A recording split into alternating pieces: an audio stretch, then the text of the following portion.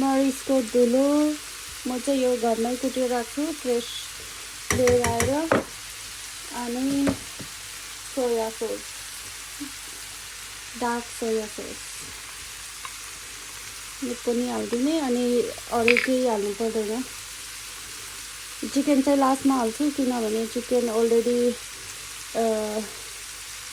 पाकेको छ नि त त्यही भएर हिजै मैले बोइल गरेर राखेको थिएँ त्यही भएर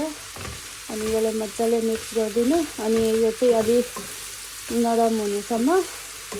धेरै पकाउनु नै पर्दैन नरम हुनेसम्म अनि त्यसपछि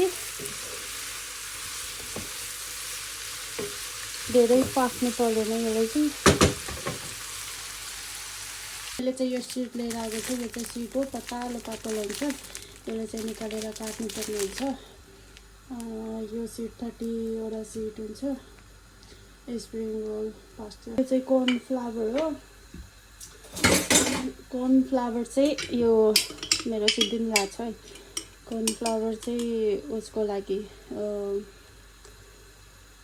त्यसमा लगाउनु पर्छ नि त त्यही भएर